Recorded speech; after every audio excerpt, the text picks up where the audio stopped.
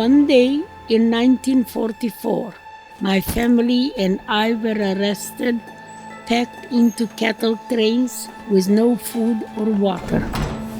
We were taken to Poland and left on the selection platform in Auschwitz. A Nazi guard spotted me and my identical twin sister Miriam clinging to my mother. He tore us from my mother's arms and led us away. I remember looking back at my mother. I did not know at that time, but I would never see her again.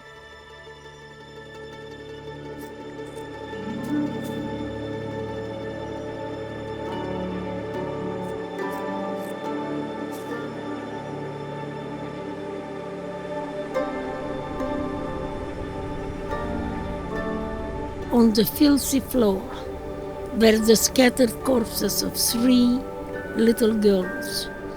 Their bodies were naked and their eyes were wide open. It was a horrifying look. I have never seen anybody dead before. So that hit me very, very hard, and I made a silent pledge that I will do whatever is within my power to make sure that Miriam and I will not end up on that latrine floor, and that we somehow will survive and walk out of this camp alive.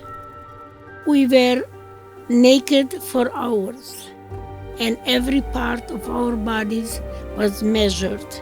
It was horrible and humiliating.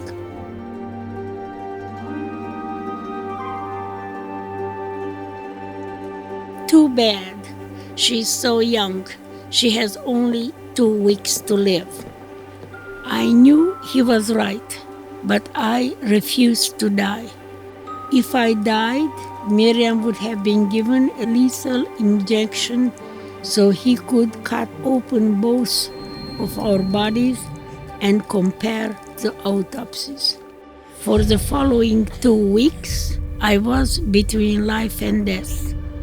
And all I remember, crawling on the barrack floor because I no longer could walk.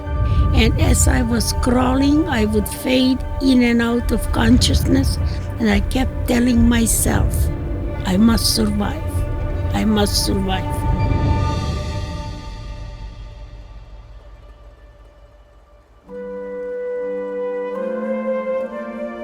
Nine months later, we returned home, only to find that nobody else from our family survived. To find only 3 crumbled pictures, and that was all that was left of my family.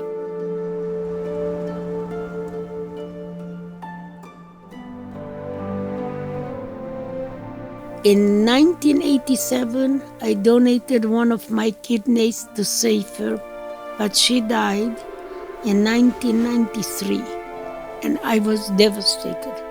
She was the only one from the family who was alive. I was angry.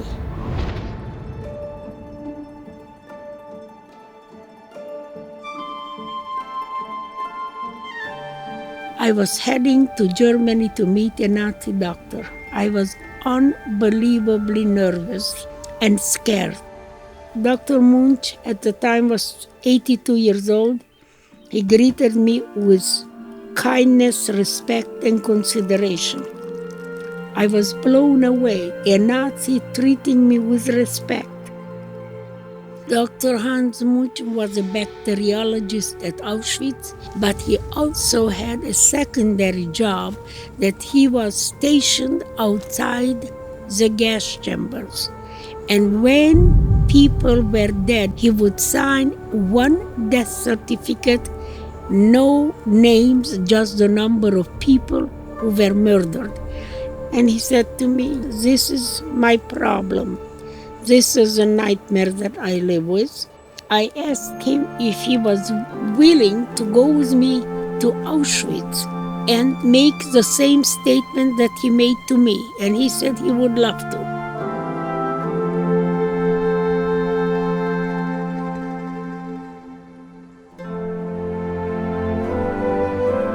I knew that was a crazy idea, to thank a Nazi, a survivor of Auschwitz, to thank a Nazi.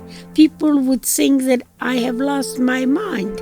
I tried to figure out how to thank him, and after 10 months, a simple idea popped into my head.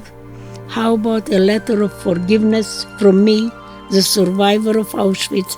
I knew that that was a meaningful gift for him. But what I discovered for myself was life-changing. That I had the power to forgive. No one could give me that power. No one could take it away. To challenge myself, I decided I could even forgive Mengele, the person who had put me through hell. It wasn't easy, but I felt an enormous weight had been lifted from me. I finally felt free. Who decided that I, as a victim, must be for the rest of my life sad, angry, feel hopeless and helpless? I refuse it. You can never change what happened in the past. All you can do is change how you react to it. My sister and I were made into human guinea pigs. Our whole family was murdered, but I have the power to forgive, and so do you.